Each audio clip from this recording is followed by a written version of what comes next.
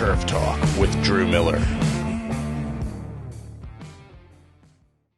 On this week's episode of Tiger Turf Talk, we host Mr. Tim VanLoo of D&K Products. This is an incredible episode with such an incredible person. It was awesome to get to talk to Mr. VanLoo about his career, his path in this journey on turfgrass management, and to see how far he's come from his time as a student at Michigan State all the way through his master's degree, to his time at Iowa State, where he created such an incredible impact on so many incredible individuals and being a mentor for so many industry professionals today, to his time where he really served our industry as a whole on the board of the SFMA and truly just being an overall advocate for what our industry is all about. And it was just incredible to have the opportunity to talk to him about all these incredible things he's done. Tim, I personally can't thank you enough for taking the time to help inspire my kids with your incredible work. And we're really excited for what we can do moving forward. Can't wait to catch up at SFMA next year. We hope you guys enjoy this episode of Tiger Turf Talk.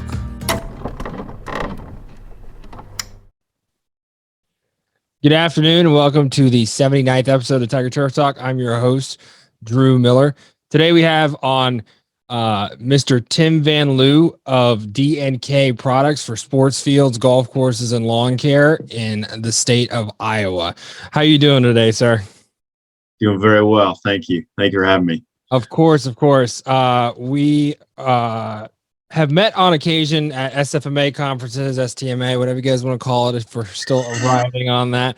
But you have been such a staple in what is sports turf and the organization and everything that you've done at Iowa State. And now, what has it been like for you sort of being a large part of, again, sort of moving that needle of what sports field management is and the career opportunity that there is for people like me when I first started off not knowing what it was, you know?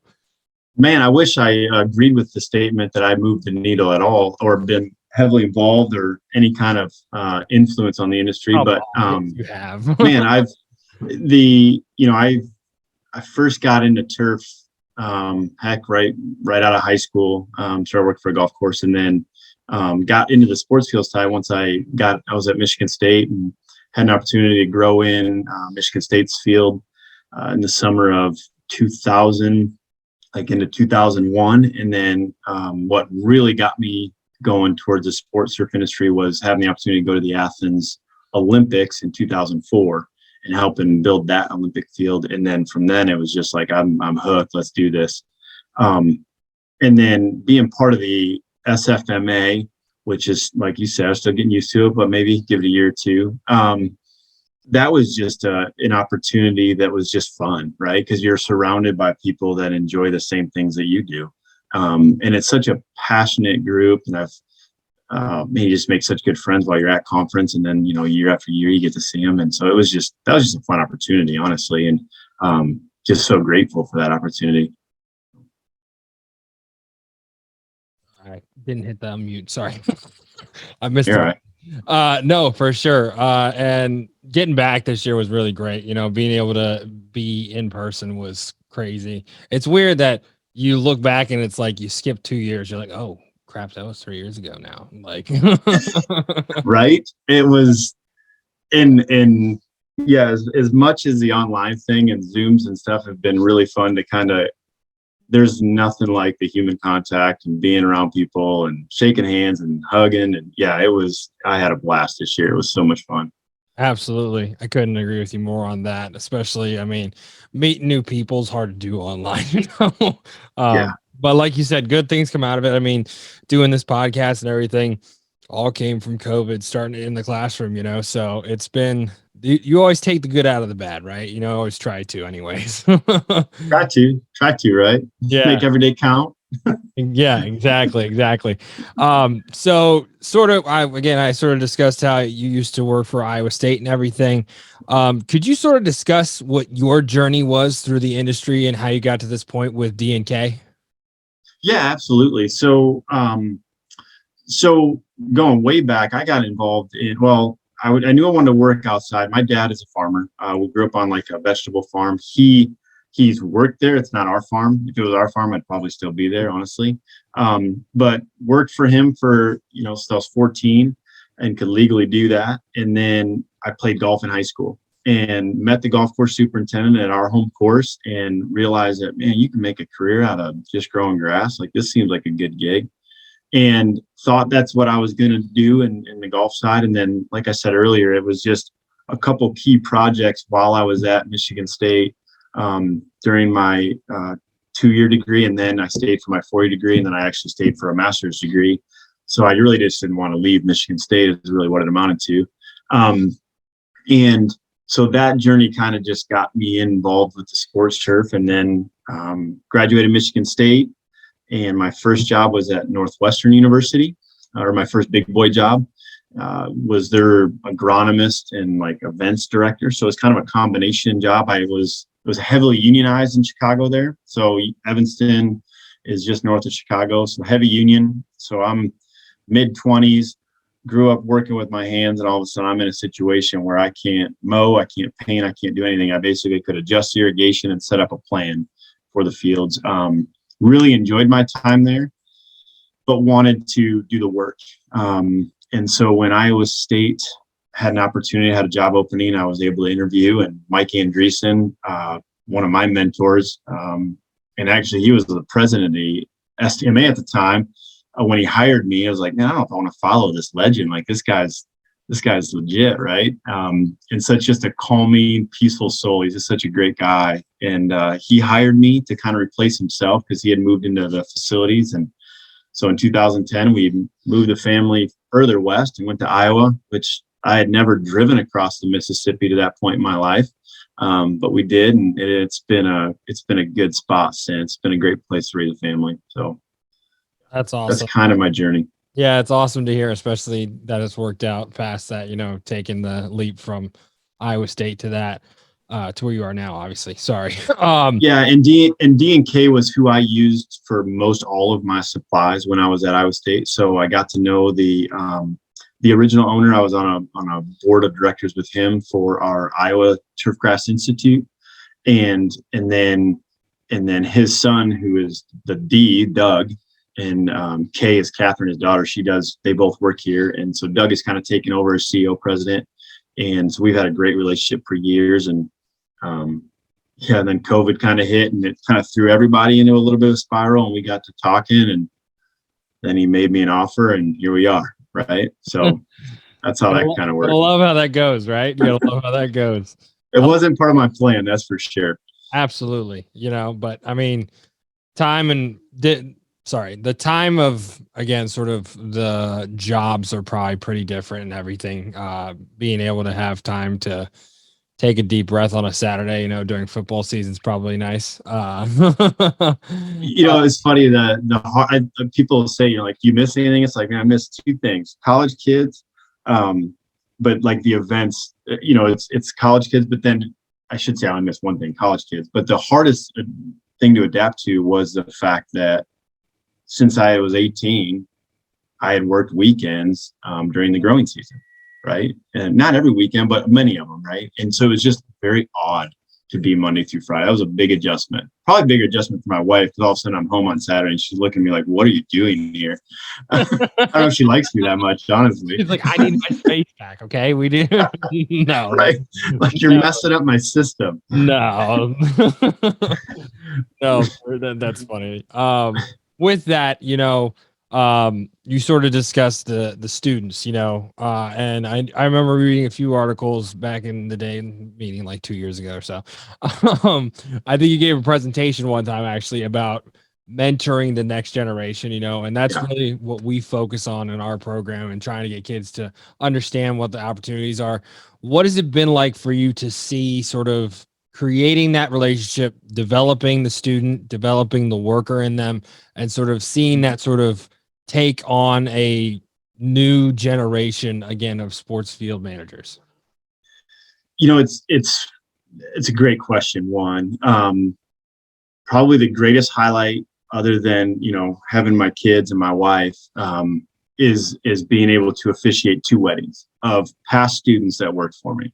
And so it's like so you just create this relationship with these guys and girls. I had a couple females as well that, the ages, and you probably see it too, maybe in your older kids in the classroom, but like, especially that 18 to 23, and maybe that was because it happened for me, so I just have paid more attention, is that you all of a sudden realize that, like, okay, you make big choices now that impact your life in a very big way, right? And so it was really fun to see those guys wrestle through that, or those people. I should keep saying guys, but I mean females with too. But to see them wrestle through those decisions and how that's going to impact, and try to like envision their life 5 years down the road, and just, so that was a super fun journey. And to just kind of like be able to give them little tidbits of wisdom that I maybe had figured out or experienced poorly in my day or what, it was just, that was a lot of fun. And then to watch them become professionals, and honestly, there was some of them that I was like, these kids are slam dunks, and then they end up leaving the industry after 4 or 5 years. And then some of the kids that are just like, I don't know if you're going to have what it takes, end up being really good at what they do and are super passionate. And it's almost like something clicked when they left. And so, I wish I could say I could even predict which ones are going to be great or which ones weren't. And I had no chance that I was right on some of them.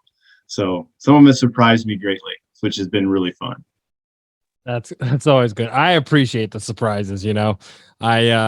I have, like you said, you have those kids. You're like, yeah, they're gonna do great. I think I've got a girl. She's at Tech right now. She just graduated with her associates, going into the 4 year. She's done a phenomenal job. She interned with the Steelers. Is on a golf course this summer. Very skilled, very talented, and I think that's what got her to do it, because she was very hesitant going in. She's like, do you really think I can do this? I was like, well, you're more skilled than 90% of these kids in this classroom, which, again, being able to take that and moving forward, she's going to do great things. So yeah, it's really good to see the surprises. The surprises always are like, wow, I didn't expect that, but we'll take it, For sure. There was some that left you. It's like, I don't know, like, you really like to not necessarily be here, and whatever. And then all of a sudden, when and especially being in Iowa, I don't know where it's like, I encouraged a lot of them on their internship, as much as I didn't want them to leave me in the summer, because then you had to retrain somebody. But for some of them, they needed to get away from Iowa and realize that there's very different ways of doing life, and experiences that they need to have. And you don't necessarily need to go to a big city or the East Coast or the West Coast, whatever, but like go somewhere and figure that out. And those were the ones that, a lot of times I think we underestimate the importance of an internship, not just in the job experience, but just the life experience, and giving somebody confidence to go, I can do this on my own. I can do this. I don't need help every step of the way. I can do this. And so for a lot of them, that was a really big turning point. Yeah, absolutely. I forget who. Oh, Daniel Lazito, we had on a couple weeks ago. He went anywhere and everywhere. He was like a pinball machine across America with his jobs and his internships. I was like, geez, I went to Pittsburgh and New York, and that's probably as far as I was gonna go. So it's like, it's always I went to Milwaukee. That was my big internship. It was 4.5 hours, 5 hours away. It wasn't that big a deal, but it was a great experience. It got me away, and it gave me confidence that I could do it. And so it's probably why I'm the only, it's probably why I was so comfortable in leaving and going to Chicago and coming here. So absolutely. Sort of to dive into your time at Iowa State, what would you say was sort of your role, and how did you sort of see that transfer into what you are now with, again, purchasing the products and everything and being able to use them in your role? How has that sort of translated to the sales side of things? Because I think there's a trend in our industry where we start seeing, again, people like you, Luke Yoder, all these different guys that are, again, industry staples. They know everything about anything, have a great network in the industry. Moving into the sales side, what has it been like for you to sort of take that time and sort of translate it into what you're doing now? Yeah, it was, so obviously at Iowa State, I had a great experience. Being in Iowa, there's no professional sports. So when you're at the college and university, like, as far as a turf job, it was it was well respected, right? Whether I deserve that or not, I don't know, but it was a well respected position. I was able to speak a lot. I was able to share my ideas a lot, and was able to attend, SFMA events, whether they were local or national. And so that gave me a lot of exposure to see how other people did it. So I could learn from people that were way more efficient and better at things than I was at the time. So, that job allowed me to be able to make a lot of contacts, a lot of friends in the industry, which was good. And then as far as the sales stuff, I never anticipated that I would be in a position like I am. It was kind of an odd maneuver, and it took me a couple months to really figure out if that's what I wanted to do. But all of my experiences at Iowa State have definitely helped me be I don't want to call myself a salesman. I just say I'm here to help. And so if it's, walking a field or walking a golf course or whatever, trying to solve problems. And, I still use the term, I don't know a lot. And we have a great sales staff here. I've got great relationships with our turf professor still. And so between a text and a phone call, I can usually figure out a problem, which is quite often, I don't know what the answer is, because usually they're just oddball things. You're just like, I have no idea what that is. What's causing that, but it's fun to figure that out. So, I think just a complete understanding of the industry has helped me transition into this. But man, it's been a fun journey actually so far. At the end of the day, I enjoy helping people solve problems, and I feel like that's what I get to do. So it's been fun. I do love the idea of, again, it's not really a salesperson, and the work you do really is like the lifesaver for someone who's in need, when it comes to their fields. Your time at Iowa State, do you have any really fond memories of working on those fields and really, again, sort of making them their own? I saw they just went through a renovation recently. Yeah. Stuff like that. Anything that you want to sort of share with that would be a reflection of your time there? Yeah. So I was there from 2010 to, basically through December of 21. And so 11 seasons. And for, basically 10 of those seasons, I was considered the director of turf. And then I kind of had moved that last year. I'd moved solely into facilities. I had back hired my assistant, and we had promoted my assistant into turf manager, whom was one of my first student workers named Josh Tverdict. Very hardworking, talented kid. And even in 2010, he was the kid that I couldn't get out of my shop. He just always wanted to be there. Was just passionate about it, just loves the industry. And then so when we moved him up, we had promoted a kid named Michael Young, who was also a student worker of mine.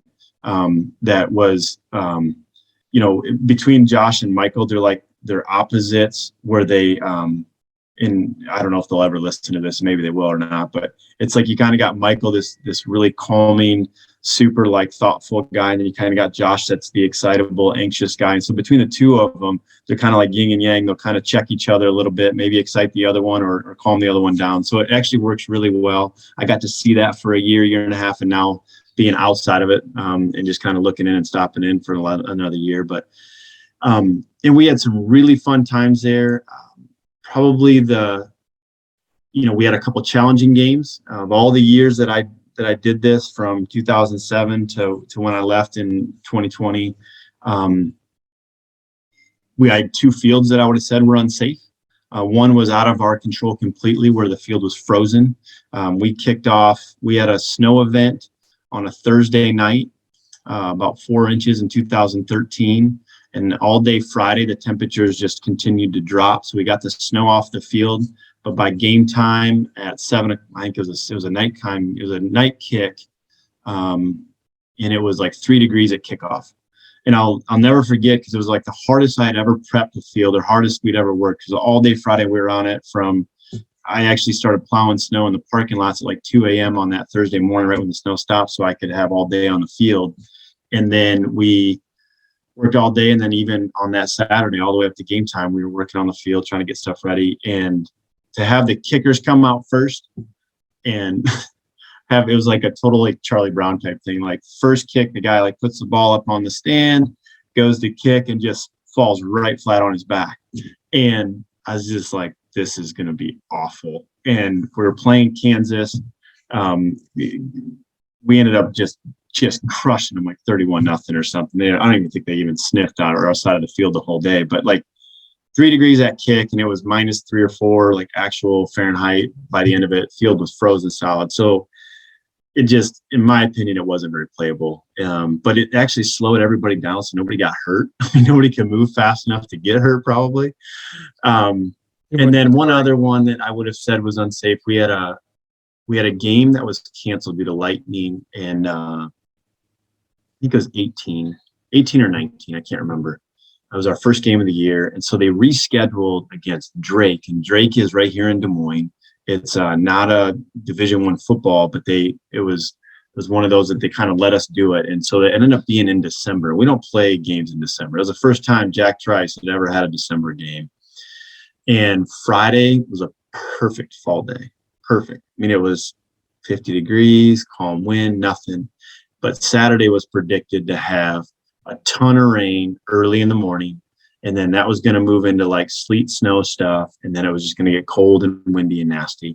And I'll never forget, Coach Campbell wanted to move the game up to Friday, and it was like, you can't just move a football. Like, you can't. It's not like a softball game, like where we could just move the schedule and nobody cared. It's like there's TV, there's all these things that happen, right? And so couldn't move the game, and we had the field tarp, because at this time we had tarps. Had the field tarp, we removed the tarp, and just pouring rain. And as we're removing it, it's pouring rain, but it's starting to mix with snow, and it ends up putting like 3/4 of an inch of like slushy snow on top of what was already soaking wet, and it just ended up being a really slick, slimy, nasty field. And the whole time it's just like, this is a disaster. And we barely beat Drake, and we were ranked really high at the time, so it was just like, this is going to be a total disaster, right? Squeaked it out. So those were two of like my worst memories. If you like just fields where it's like, those ones kept me up all night. Like, if I was a heavy drinker, I'm sure I would have been drinking somewhere. But then you have all the successes, right? Like the games where, the field shouldn't have played great. We had a game against Iowa, I think it was the same year, like 18 or 19, where we had 3 rain delays. It rained almost 2 inches, and so they had 3 warm-ups. And the game it was supposed to kick off at like 1, and we ended up not getting done till like 11 at night, kind of thing. Just this marathon day. And field played fantastic. So you have those kind of memories too, where you're like, this day is awful. It's one of the worst days. But then you look back, it's like, yeah, that was pretty fun. But yeah, probably the worst thing though at Iowa State that happened was my first summer there, where we had a flood. I had never really understood what flooding was. Coming from Michigan, we have these things like called the Great Lakes that take all of our water really freely, right? And so in Iowa, when they mean flash flood, like, that's no joke. Like, there's some serious water going somewhere, and these little streams and stuff turn into big rivers. And the city of Ames has a river that can run through it that has flooded not multiple times. Well, it has flooded multiple times, but usually it doesn't get into where it affects a lot of things. But in '93 it did. And then it did again in 2010. I think we were just like an inch or 2 below the record. So it flooded our basketball arena. There was 20 feet of water in our basketball arena. The whole basketball court was set up for volleyball, was just floating on all this water. We had lost both of our soccer fields, for our game soccer and practice soccer, and then we lost 2 of our practice football fields. They were just underwater for a couple of days, 6-8 feet of water kind of thing. And so that happened the beginning of August. So it was like right into the first full week of football, and we lose 2 of our practice fields, and we have all in it. It's not only did it rain 14 inches in like 3 days, but it was really hot and super muggy. And so you're not only worried about diseases, but then, as soon as the rains go away, you still need to water stuff, because we got sand-based fields like the stadium and the practice field. 2 days later, it's damn near 100 degrees.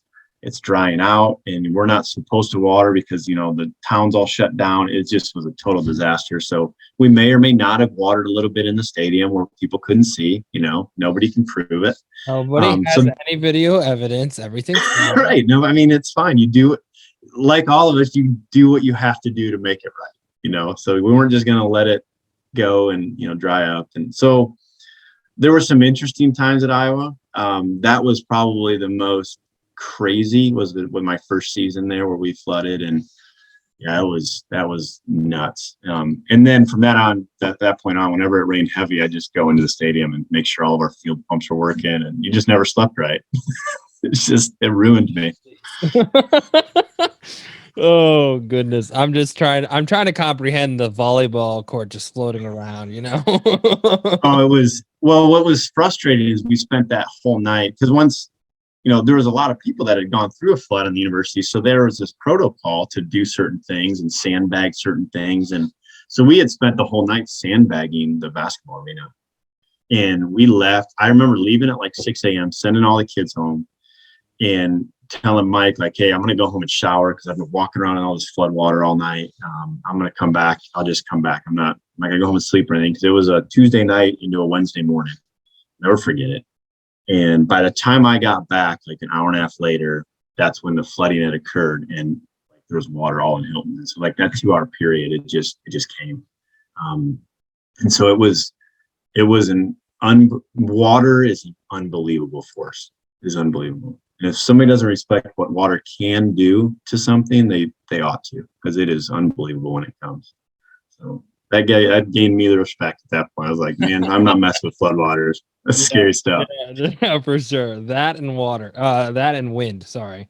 For sure, wind. Yeah, there. The water, though, like for real, like what you're saying, I've seen certain things where somebody drives in and then you just see them start moving, floating away, and it's like,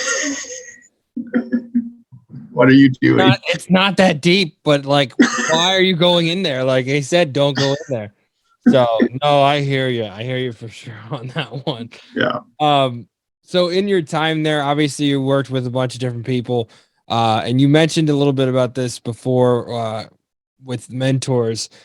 Who was your mentor when it came to sort of getting started and figuring out moving forward, different opportunities, and really just who was there when you were sort of making those changes, moving into new positions, and sort of, I guess, molding what has become Mr. Tim VanLoo? Yeah, so obviously my biggest influencers are my parents, right? And I, the first manager that I ever had was my father, and the farm had all migrant help, right? So a lot of these guys would come up, families would come from, most of them come from Texas, some of them come from Florida. They'd come up every summer, and they would live in this migrant housing area, and that's who my dad managed for the summer too, because it was all vegetables, so it was all hand cut, hand boxed, and so it was all manual labor. And so I watched my dad, who was such a gentle manager of people, and so he gained their trust by just respecting them, and trying to influence them in a way where they wanted to do right by him. And it was just, so he was probably my first mentor in that way, just in how to treat people the right way, and how to motivate people when the situation, I mean, there's nothing worse than marching down a field that might be a quarter mile long on your knees cutting vegetables, right? Like, that's awful work. But yet these people would work hard for them. They were dedicated. They were loyal. They would come back year after year. And so, I think I try to take a lot of what I learned from him and managing the people that I managed throughout my career. And a lot of it was just treating people the right way, right? And you don't have to yell and be angry to get your way. That's not how people usually are typically motivated. And so that would be one professionally that I always look back to. And then and through my first golf course superintendent, Jimmy Higgs, he was just a same thing, fantastic human being. This guy I wanted to be around. He was not only my boss but a friend. And then once I got into Michigan State, Dr. Rogers and Dr. Crum, both of them were super big influences on me. And Dr. Rogers, I always tell people the story that the biggest advantage I had with him was that he asked me to help coach his youngest daughter's basketball team.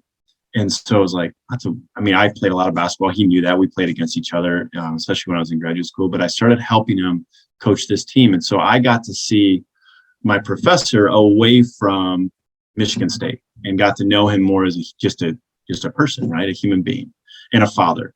And so with those long days of, AAU basketball, you start to talk to, and you travel together. And so it was just, you got to see life through his lens a little bit.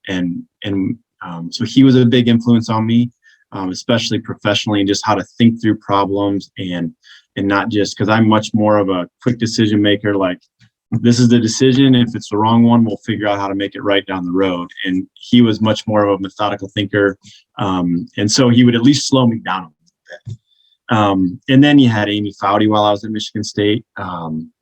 She was a huge influence on me on how to deal with coaches and players, and how to and have that interaction and make it very professional. How to kind of make them see you as a professional and respect you for what you did for them. She also taught me the attitude of this isn't our field, right? It's never our field. This is always their field. That's what the field is for. It's to be played on. And so to have that mindset through my professional career was very important. I was never the guy to just go off crazy at somebody coming down and walking on the field. That's usually when I'd go and start talking to them and tell them a little bit about what we do and why we do it. And so it was always just an educational thing. And so I learned that from Amy. She was a big influence. She also made me read the book, How to Win Friends and Influence People. And as much as I hated her for it, because I was one in the summertime, like, I'm not reading. Like, this is like my time to just work and play. And like, I'm not going to sit and read a book with you. Like, that's dumb. And we had arguments with it. But she made me do it. And I've thanked her for it multiple times. But that book, I've read it more than once. I've listened to it more than once.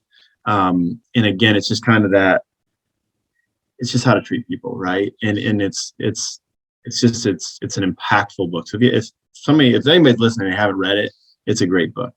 Dale Carnegie wrote it in like the early 1900s, and it is so useful still today.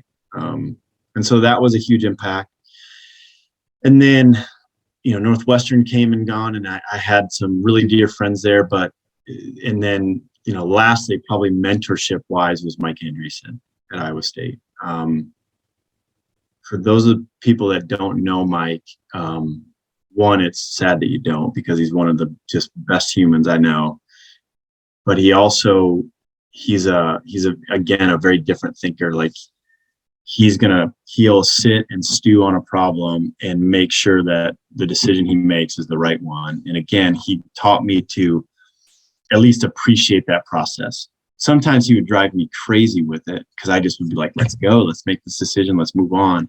But he just would think through that stuff, and he would always give me a perspective that I hadn't seen. He was really good at finding my blind spots. And it was almost to the point where it was annoying, because it was just like, dang it, Mike, I didn't think of that yet. Like, why are we thinking about that? This is the problem. He's like, yeah, but this is going to influence this. And just how to like maneuver your way within a large corporation like a university. He was really good at that. He probably was too good, because he made me figure out ways to get around policies that we didn't necessarily enjoy. So that was good. And so Mike was a huge mentor for me as well.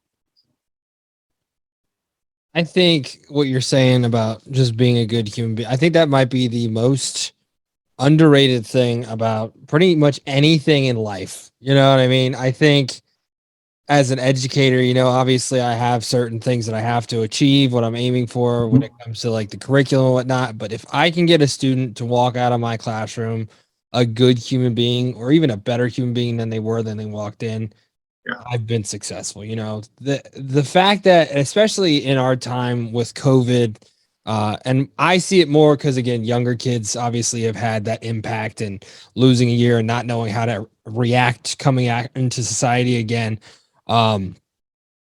Understanding that if you are just a good person, then things will go right in your life. Like, it doesn't really get spoken too often, if that's the right for it. No one's talking about it. No one's discussing that, hey, if you create good relationships, things are going to work out. Your coaches are going to work with you. Your AD is going to want to provide more support, different things like that. So I really appreciate you saying that. And I'll definitely have to go check out that book.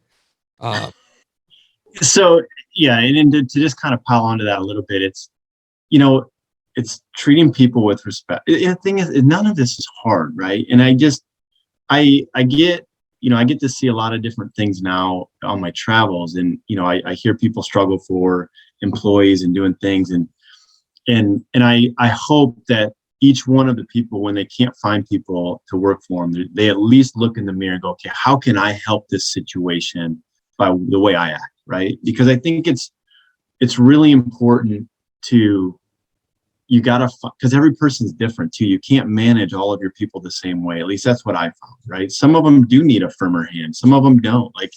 And there's some battles that, man, I'll give you, for instance, it's really funny actually, but I used to get sick of people being late.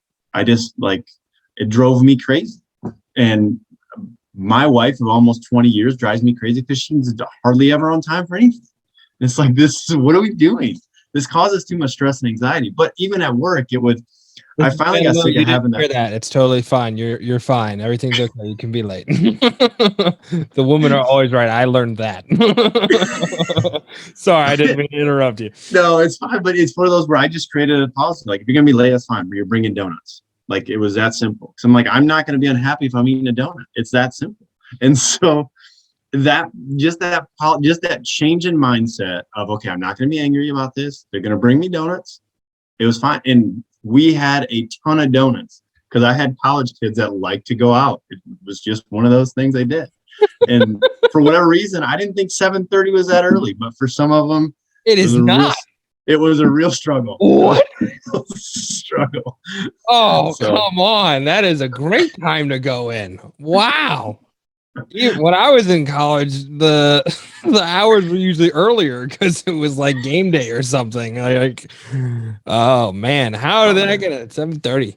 I like that policy though. If I could implement that in high school, that'd be pretty good. So I said, give me 5 minutes. Just be 10 and grab a dozen donuts. Be fine. Yeah, for sure. Whatever. It's just they're an hour late. They got to bring a steak dinner. Just actually. Here in Iowa, we have this place called Casey's. It's like a party. It's a gas station convenience store, but they have great breakfast pizza. So really, honestly, if you're gonna be an hour late, you brought breakfast pizza. It just hurt a little bit more. You're like, where have you been? And they just open the box. Here you go. All right, we're good. Yeah, I gotta schedule out my payments and my paycheck. Okay, I can be late this day. I need to work an extra hour to pay that day. We did have a couple kids abuse it. They'd buy the donuts the night before. It's okay, this isn't working. This isn't working the right way. That's not the point. No, that doesn't buy you. It's not a buying 10 minutes. It's a oops, I screwed up. Let me go get donuts so I'm not in trouble. That's great. That's great. With that, you were talking about Michigan State. That's where you graduated, right? Am I wrong saying that? Mm-hmm. Yep. With the turf program there, what was sort of your experience? Obviously, we have kids who are looking to start the next few years, maybe this year. What is it about Michigan State? I mean, I've heard nothing but good things, and I'm all the way down in Virginia. So what was your experience like, and how have you sort of taken your education and implemented it in your current role and maybe even before in different places you've worked? Yeah, so Michigan State was a lot like Iowa State. Actually, that was one of the biggest draws for coming here. Was I had missed being a part of a turf program. In Chicago, it was just odd. It was you kind of felt like you're on an island a little bit. There was an STMA that I was part of. There was an SFMA that I was part of, and then there was the bigger turf thing. What do we call it? It was the Illinois Turf, whatever it was. Part of that one as well. But it still felt like you were kind of alone. There wasn't a lot of support. When I was at Michigan, so I grew up in Michigan, and so Michigan State was a natural fit. But so the experiences I had there were really invaluable as a professional for sure, because I was able to do enough research projects for Dr. Rogers and Dr. Crum in the sports side, where I always tell people I was never scared to kill grass, because we killed it all the time. We always had a kind of a joke: if you weren't killing the grass, you weren't doing real research, especially in sports turf, because a lot of it had to do with traffic. So we we had come up with that, or Jason Henderson, Dr. Henderson, when I was there, had came up with the KD, that traffic simulator with the basically an air fire and cleats and rubber. I don't know if you've ever seen one, but it just would just decimate after about 8-10 weeks of quote unquote play. And so we did a lot of that research, and then you just bring the stuff back. So I never had a fear of killing grass ever professionally. Like, that was never a fear of mine. It's like, worst case, we got ryegrass, we can bring it back. So that was a huge advantage, just to see things go to the brink of death and then watch it come back. So that was a huge just confidence builder, just in seeing that time and time again. Is like, okay, if you're not afraid to kill the grass, then you're not afraid to try something new, right? And so that was really beneficial to me, just in my thought process and how I would think through different situations or problem solving situations.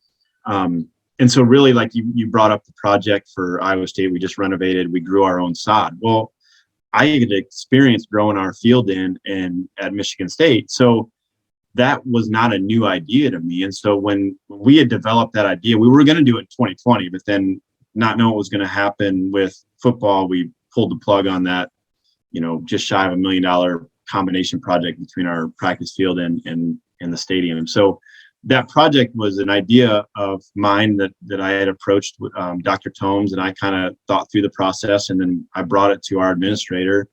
And fortunately, I had a really good one who also enjoyed kind of taking a chance on some things. So it really came down to, well, we can buy the sod. With the timetable we had, we couldn't seed it, or at least I didn't think we could. Everything would have had to be perfect, right? I really wanted to seed it. That was my first idea, but then I was like, this isn't something. If all of a sudden we can't seed it till the middle of May or end of May, like, I don't really want a ryegrass field permanently. Bluegrass just seems to work really well in Iowa. It just does. Not anything against people who can grow ryegrass. I just can't grow it well here in Iowa, at least for play. It would look good, but then as soon as the players would get on it, it would just come up. So bluegrass would stay down for us. And I don't know if it was just odd. I could grow ryegrass just fine in Chicago, but here it was just I couldn't get it to play right. And so bluegrass was just the preferred surface. And so it was like, well, do we ship the sod from Colorado, which they have beautiful sod? Do you ship it from somewhere else? There's options there, but it was expensive. And it's like, well, can we just, at our Hort farm, we had a good relationship with our research farm and Dr. Tomes. And it was like, can we just grow our own sand-based sod? Like, for 6 acres of sod, we could bring in 3 inches of sand, just do a little top coating, harvest an inch and a half of that sand-based sod. Now we've grown our own, and it's right here. It's 8 miles north. It's going to be acclimated. We've grown it. We've been able to do all the inputs. Like, why can't we grow our own sod? And so that was kind of the idea. And so that's what we ended up doing. Of course, I had made the decision to leave, and then we were able to just, figure out the money and have the money to do it. And so they did the project after I left, but it worked out fine. I was able to help with it, help Josh create the Grow In program, and really actually learn about new products that I wasn't even aware of that were available to kind of help accelerate that stuff. So it was a great project. It was fun. I still got to be a part of it. And so yeah, those experiences at Michigan State allowed me to maybe be able to think outside the box a little bit and really just have a fearless approach to growing grass. Because it's like, what's the worst that can happen? We kill it. We can grow it back. So that's fine. So there's really no fear in it, right, at that point. I love that, because there are so many turf managers out there that don't think even remotely close to that. It's like, I got a little spot, I got to fix it. Like, being able to say, hey, we're going to be fine, is something that it takes a while, and it takes a lot of failures, and it takes a lot of understanding that, hey, we can bounce back, but we got to work, Yep. And I love how you bring up the research aspect and being able to do stuff like that, because I feel like there is a lot of growth in that when it comes to people and what they're doing in their roles, whether it's golf or sports field, taking the time, figuring out what works for them, trying new things. I bring this one up all the time, talking to Travis Hogan, having a fine fescue little overseed, like with that, like no one thinks about that. No one's like, right. Like, oh, wait, what are you doing? What do you mean you put fine fescue? Like, well, the shade issues. I'm like, it's brilliant, but no one ever thought about it, So things like that I think being able to test, understand, see what's going on, And like you said, it's honestly, it's where you work and how you are able to, again, sort of continuously manage that field. Blue Muta, a lot of the Midwest states, they love it. It does great. Yep. Here in the transition zone, we have a practice field. It does pretty well for its role, but the Bermuda chokes it out. Like you got to reseed every year. Like, so why are we spending more money if we can just do ryegrass? Like those are the types of things that I really love about turf management and being able to see and compare and discuss. Blue Mute is a great concept if you want to try and save some money, you want to reduce chemical use and stuff like that. But at the same time, bluegrass is its own animal and it needs its certain climate, and especially in the transition zone, it's a a little bit of a struggle when it comes to any cool season. And like the transition zone is different for everybody, right? Like you guys you get hotter and humid. I mean, don't get me wrong, Kansas City and St. Louis can be miserable in the summer. 100%. But I think you guys are miserable longer, right? Or it's just maybe a little bit more humid or whatever. I mean, and again, even like I said, I was in Chicago, like we had mostly ryegrass on that field because I had fought some POA there. And when we killed all the POA, I seeded 10 pounds per 1,000 of ryegrass. So I'm like, I want to beat the POA out of the ground, right? And so that field it had a ton of ryegrass. Mm-hmm. I could grow it there fine. We could get it to root. I wouldn't say it was never my best field, but it was super good and consistent. I remember having one game where it rained 3 inches during the game day. And we, had a tarp, but it rained the entire game. Iowa City had a game that day, and so did Michigan State. And actually that was the game that kind of got Iowa to change into artificial because they had a drainage issue that they didn't address. And so it backed up. And so the field it was a bathtub essentially. Our field played fine. And so that was a ryegrass field for the most part. So I just couldn't do it here. And so whether it was just that we had bigger, bright, shiny days, I could never figure it out because Michigan Lansing's one of the cloudiest cities in the country. Most people don't realize that, but it just is. So here in Iowa, we have bluebird skies and wind, and our temperature changes are far more extreme than Michigan. So it's just different. Even though you look at it, it's like, oh, you're right similar. There. Same thing, right? But it's different. It just is. Yeah. So yeah, it's what works for me might not work for the guy even 40 miles north of here. Absolutely. So like you said, to have the courage to try something a little bit different for your particular spot is a huge advantage because you'll learn what doesn't work and what does. Absolutely. And so I encourage anybody to try something new. 100%. And like you said, 40 minutes away is completely different than where you're at. And even, I think it was Weston Appenfeller, he was talking about the microclimates on his field just because of the way the stadium lies, things like that people aren't really thinking about, Right. So it's incredible to, again, see people doing that and have the concept. And then again, just having the overall sort of, I don't know what the right word is. I don't want to say balls, but the balls to go and do something, Courage to try it, right? That's you brought. Travis is a great example. Travis is a great example, and it's a reason he's well respected in our industry, right? It's because he's willing to try something new. Alan Johnson was the same way when he figured out Grassmaster, that system.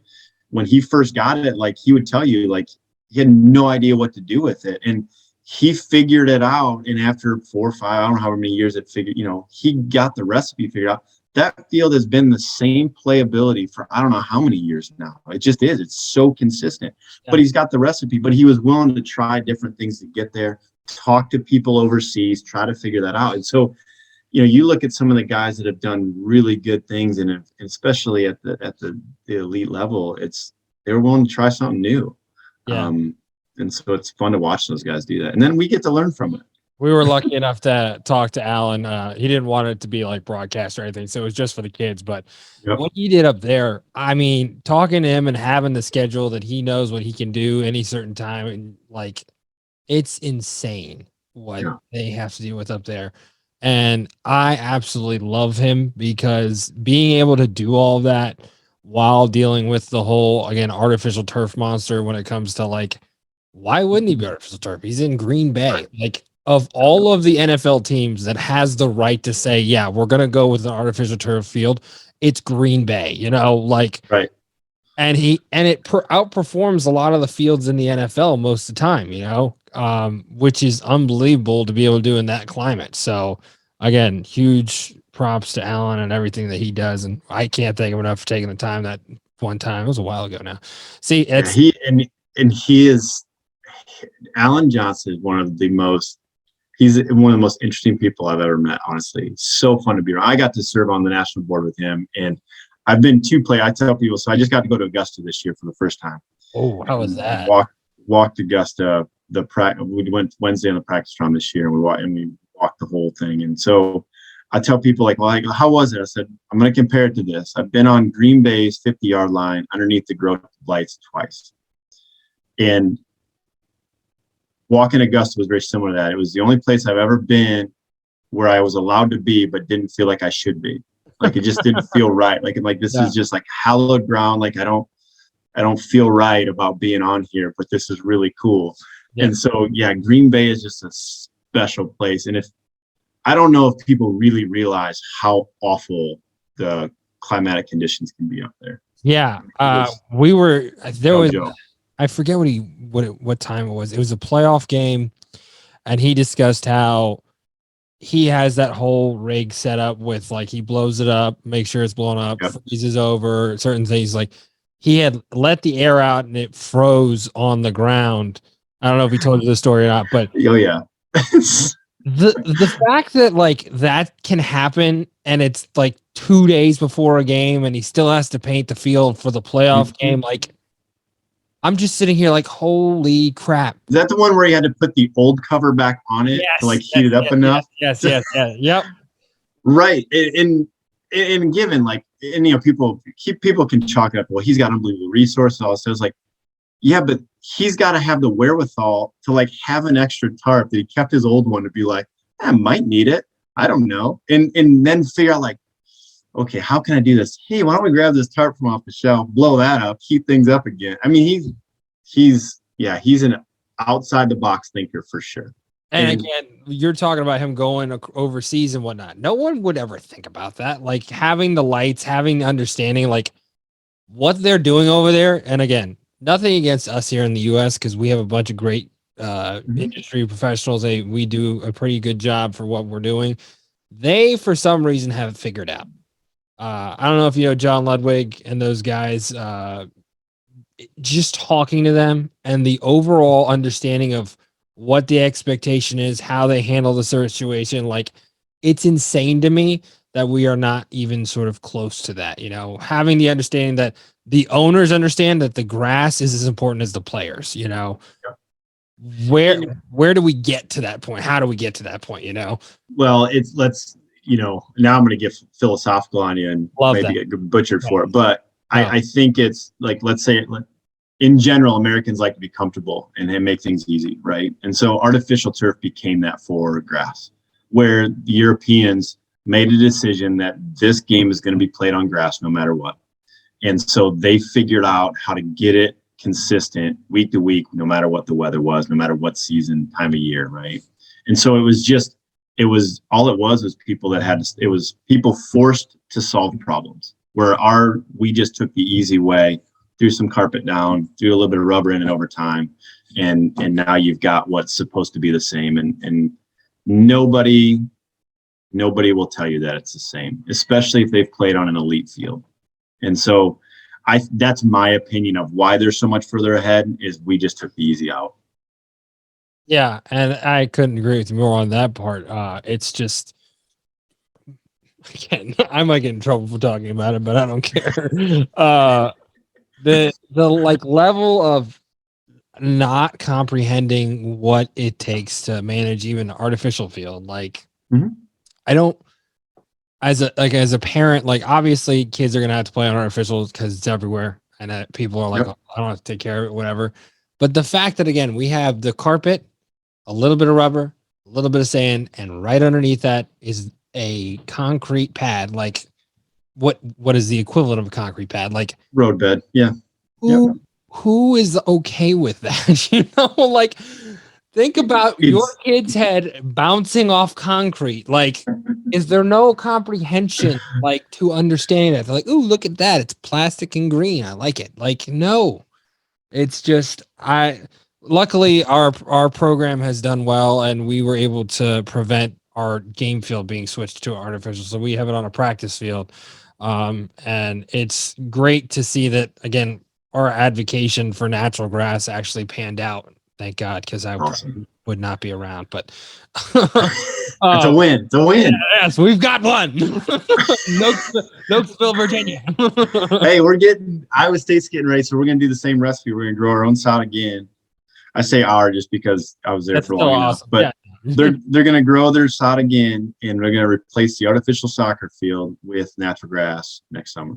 Awesome. That is awesome, dude. Yeah. And a lot of it is because the coach hated it. You think that would be like, yeah, we're not doing artificial, that's crazy. But yeah, I'm gonna get in trouble, so I'm gonna stop talking about artificial. Yeah, we'll stop. I mean, one more thing. Artificial has its place. Like, again, 100%. I'm not like anti. 100%. It's just, let's not call it the same. Let's just not do that. And my thing. So I said, okay, so we have high schools. You should be able to maintain a field for your high school teams. Middle schools is a different story. You don't have any athletic director that can manage fields all the time. They're younger.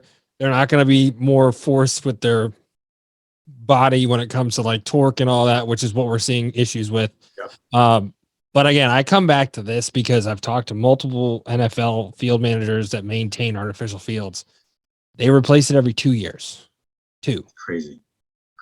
We have people running it 15 years. Like, well, it said it was like code 10. Like, so why are you in year 15 and not have a new field?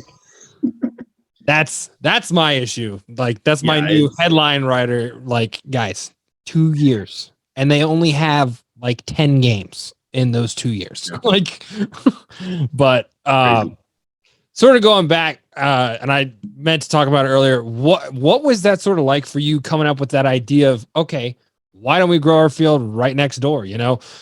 How did that come to fruition? What was that sort of planning like? I don't think I've seen anyone actually do it at a college level where it's, again, the program can actually help maintain, get ready, make sure everything's good to go. Like, again, when we talk about Carolina Green, I don't know if you've ever been out there. Mm-hmm.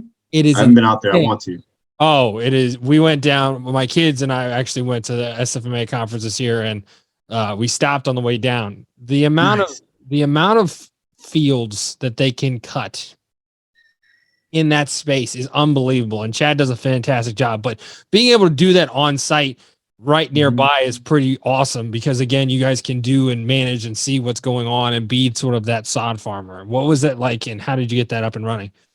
So when the idea came about, so my last name being VanLoo, it means I'm Dutch, right? Which means I'm going to squeeze every penny I can. And even though the university, I mean, I never went without, I was always conscious of just how much money we're spending. I tracked a lot of what we did, especially the first 5 or 6 years I was there. It was always consistent. So I kind of just stopped because it really wasn't worth my time anymore. But it was the idea is like, well, if we don't have to spend $1 million, I don't want to spend $1 million. And a lot of that was just, it was probably almost pride, where it was like, I know what a plastic field costs, and I want to make this cheaper than that. And so Jack Trice had been natural grass since 96. It was renovated in 2008. And all they did then was strip the sod, kind of regrade or touch the grade up and sod it again. And they had gotten that sod from Wisconsin. And so, I had always joked with Mike Andreessen, okay, he got a field the last 12 years. I got to at least get 12, right? And so I think it ended up being 13 or whatever it was when I left.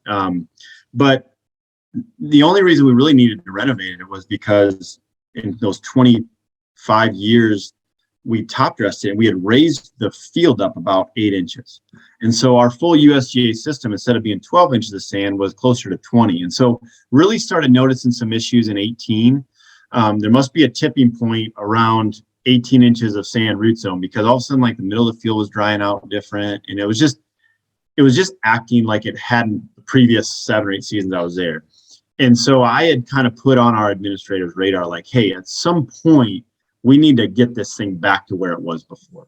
and I don't think it needs a total renovation. The drainage still works. The irrigation still works. Like, we just need to get some of the sand out of there, get back to the real grades. And so when I had moved into overseeing all the facilities, and basically I had a little bit more influence on some of that stuff, the administrator that oversaw facilities, named Chris Jorgensen, fantastic director of athletics, and he's just so good at seeing things ahead of time. We started talking. He's like, why don't you start getting pricing? Why don't you start figuring this out? And so Son had had me out to talk in Colorado. So my wife and I took a motorcycle ride out there. I actually visited a sod farm out there with Evan Fowler. And I was like, this is great. We did some pricing. And I was like, man, this is so dang expensive to just truck it. Like, the sod was perfect. It would have been fine, but it was like, to truck it from Colorado to Iowa, I know it's only a couple states, but they're big, flat states, right? It's a long way. It's not like the little states in the east side of the country. So it was just a lot of money. And then we just got thinking, like, well, why can't we just grow our own? Like, then we've got the exact sand. We don't have to worry about any layering. And so it really just came down to making the project simpler, really. I mean, that's just what it was. And so we could then pick the cultivars we wanted. We could then we could have the sand be exact. We could have the same climate. We could have all of these things happen. All we got to do is grow sod. How hard can that be? And so, as much of a risk as it was, I actually just talked to Josh, the field manager now, a couple weeks ago. It was right after it got sodded. I was talking to him on the phone, and he was really excited that it worked. And I said, Josh, were you really worried that it wouldn't work? He's like, I was more worried that there wasn't a plan B. And I said, well, we had 10 months to grow bluegrass. Like, did we really need a plan B? And I said, Josh, honestly, this was the plan B, because plan A for me would have been to seed it in place, but that would have been a little bit more risky. So we did use plan B. It was fine. But we had the right field construction crew right here in Des Moines. Iowa Sports Turf guys are great. Casey Scheidel runs a unbelievably successful field building company that's now owned by Musco. Actually, they got bought last year. I don't know how much that's, whatever, doesn't matter. So they're there. I had Dr. Tomes and his staff growing it in, like, right. These guys they have PhDs in growing grass. We'll be able to figure this out, right? We had PhD, right? right. I mean, we had, you have Josh and his crew that were there willing to work. You had other professionals that had gone through this, and like I said, none of it made me that nervous, because we had done it it was a little bit different in Michigan State because we had the module system, but we still grew it the summer before, moved it into the stadium the next year. And so it was like, I had seen this firsthand as a student, and I'm like, this is it. One, when you don't have the ability to not fail, like, you just make it work, right? And so we had the right pieces in place to do it here. We had the know-how. Really, the biggest piece of the puzzle was finding somebody to harvest the sod, which I didn't think would be as big a deal as it was. But finally, Casey at the Iowa Sports Turf, he was able to talk where they get a lot of their sod from into it. Like, hey, bring your machine up, do these big rolls for us. And so it ended up working out really good. But that was that was the piece of the puzzle I didn't think would be a problem, but it ended up being like, wait a minute, we can do all this, but if we can't get somebody to cut it, we got a real problem. And so luckily we were able to solve that. And yeah, all the pieces fell together, and it was a really fun project. I just love how it's just going to be a thing that can be readily available from now on, being able to do the soccer field next and all that. Mm-hmm. Not a lot of schools, organizations, sports, anything really can say, I've got a field 2 miles away. Nobody, no worries, like Right. always ready to go. Nothing crazy. Yeah. So that's just an awesome overall idea. So you mentioned before, obviously you served on the board of the SFMA, STMA at the time. Sorry, I'm still. Yeah. No, you're good. What was it like for you, again, sort of making that time to volunteer? Obviously it takes a few sort of cycles before you become the president. What was it like for you working on the board, being a part of the organization in that sort of way? And how was it in your sort of career being able to serve as the SFMA president for all of the different sports field managers at all levels, all around the country, even the world. Yeah, and I've said it before. For one, it was the most humbling experience I've ever had. When I got voted on well, actually, when I was just asked to like throw my name in the hat, it was when I was like, yeah, sure. Like, one, I'm not going to win the election, so I'm not going to, what is there to lose here, right? But then once I got on it, that first year I was intimidated. I mean, you got guys like Troy Smith and Dr. Goatley and Dave Pinsino and all these guys that were these staples for so long in the industry that I had looked up to. That, and so it was just this weird, like, am I really part of this group? Like, this doesn't feel like I belong here. But once you get into it, I mean, honestly, it's just like anything. Once you understand who these people are, they're no big deal, right? And so it was fun to see them. Really, it was just, at the end of the day, it was a group of people serving on a board for a common purpose. Though we all didn't agree with each other. But Kim Heck did such a nice job of creating this professional, like, it was, a unified voice when we left, and all of these things that were just standard operating procedure within that boardroom. I've told her this recently. I was like, you've ruined me for serving on other boards, because they just didn't flow and they didn't work as well as that one. So that was a great experience. It was just understanding how a healthy board of directors works. One. So for anybody that wants to know, SFMA board of directors is super healthy. It was really productive and very fun to be part of.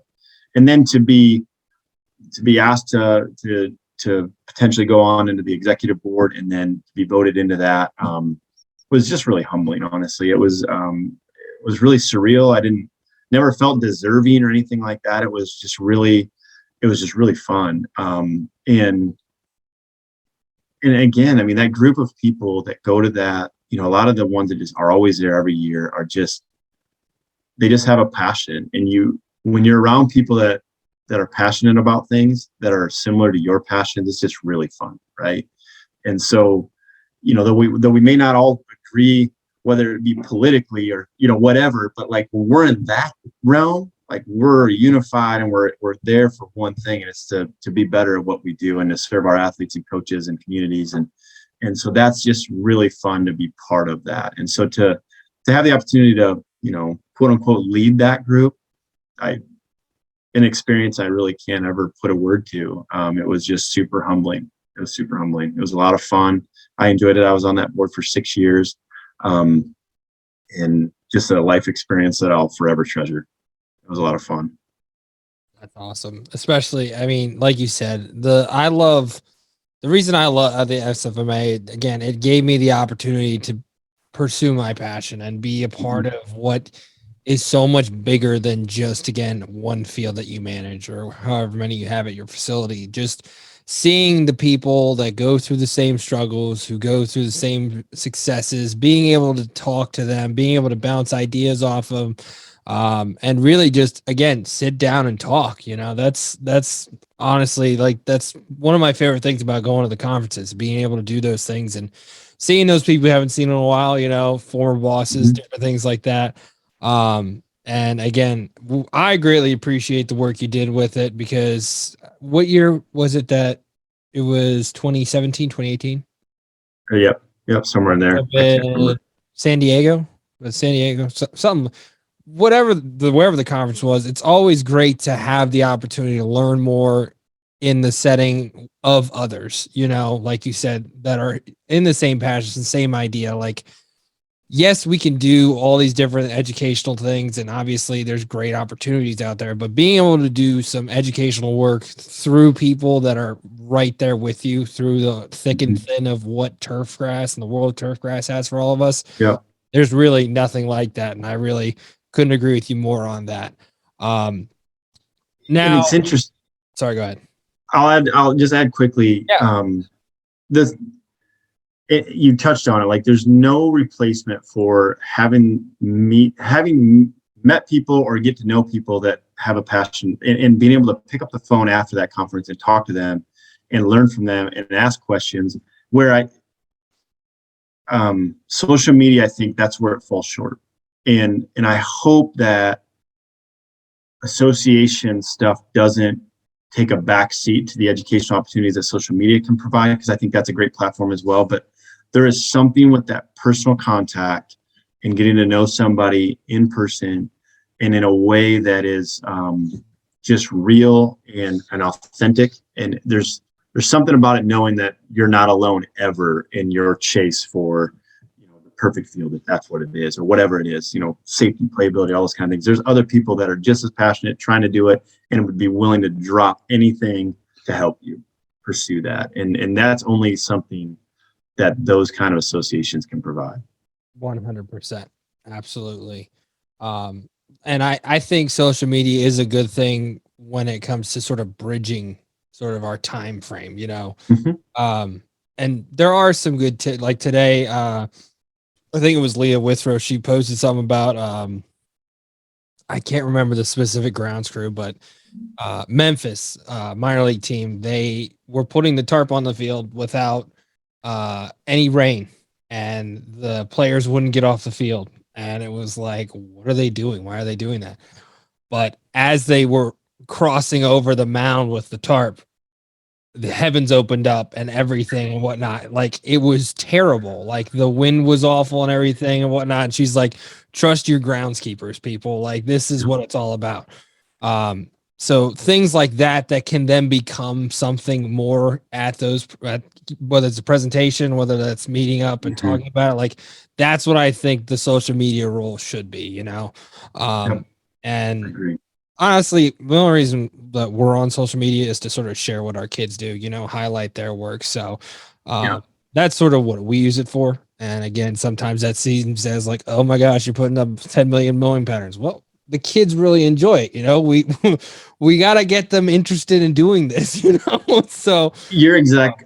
I can remember the only reason I had Twitter was it actually came from a board meeting. I'll never forget. It was in Chicago. It was when we were talking about bringing in the marketing, and it was like, what are we really bad at as an industry? It's like, it's marketing ourselves, right? And because we're behind the scenes people, we've heard it said 1,000 times. And it's like, I went home, fired up the Twitter, called it Cyclone Turf, and just highlighted stuff at work. I never did put anything personal on it. Maybe I'll throw a dog, like my dog on the sprayer or something like that. It was about as personal as I got. Always worth that. but yeah, that's all I use it for. And then when I left that to those guys. And I actually haven't been on social media since, but I gave that account to Josh and Michael, and they've continued it from what I understand. And but yeah, it was fun to do it that way. But just to highlight what we do. And it was so nice to have people just almost reply or whatever, DM or whatever. It's like, I had no idea that it took this much work. And so that's what was fun about it, was you just educated fans. Yeah. And being at Iowa State, we had a lot of them. And I don't know why. I mean, it's not like Cyclone football's been that great ever. Been pretty good the last couple of years, but man, before that, yeah. I'm like, why are you guys here? Like, this is what are we doing? This is your. They are loyal. I'm managing it because I want to, not because you're very good at this. But we're gonna keep going. Yeah. It was. Oh man, whatever.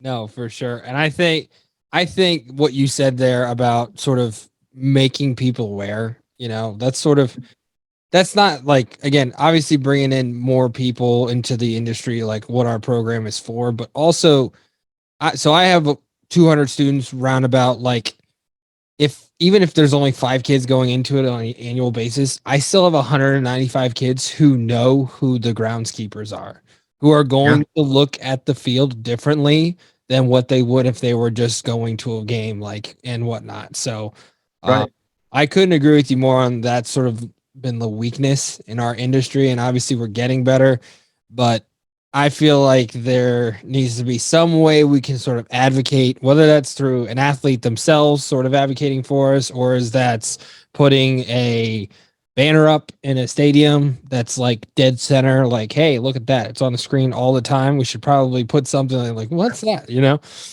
but different things like that. So, and I know that sounds funny and weird, but I think that would do wonders for, again, sort of our organization.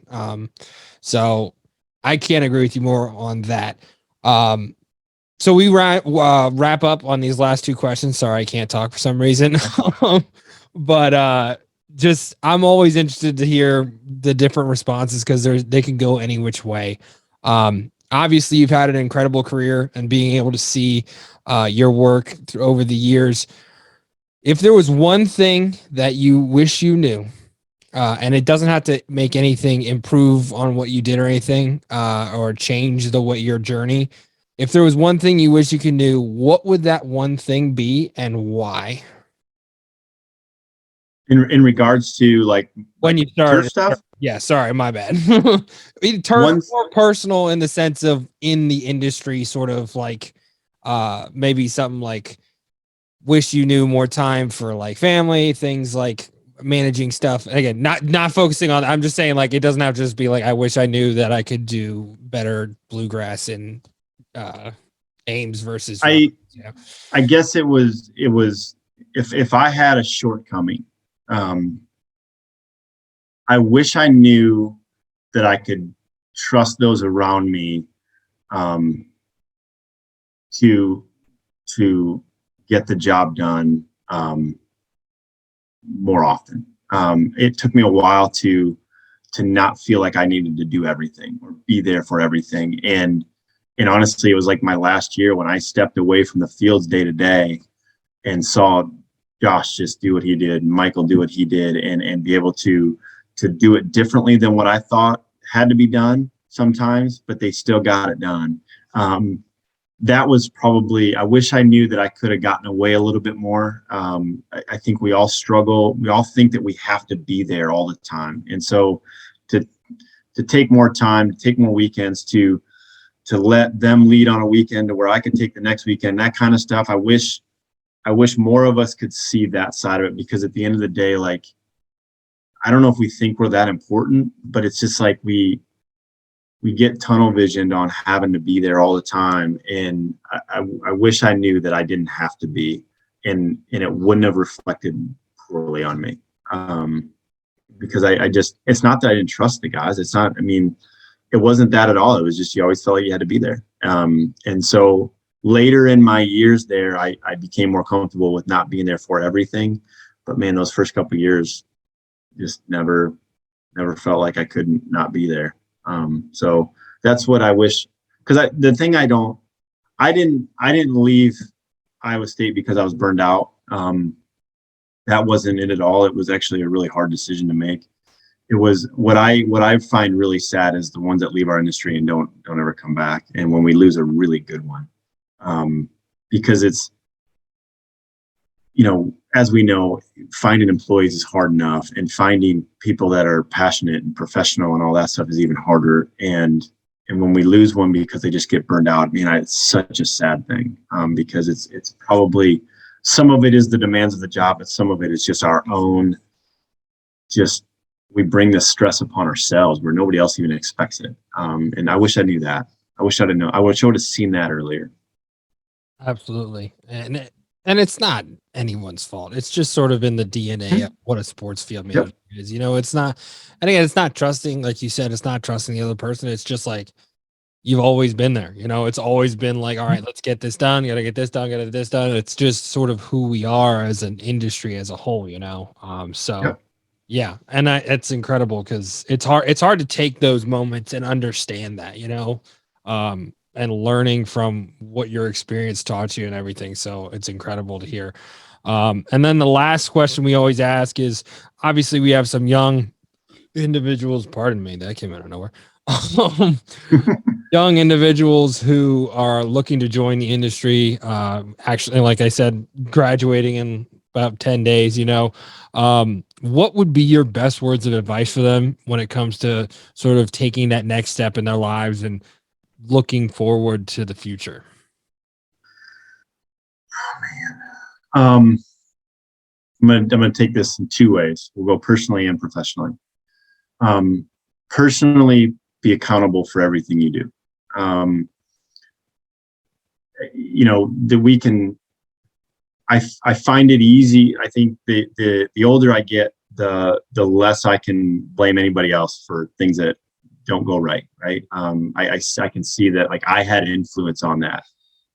So I would encourage young folks to own their mistakes, like own their responsibility in things, and just have accountability and all of that. And just using the words like, hey, I messed up. I made a mistake. All of those things are just milestone statements that show humility and show the ability to learn.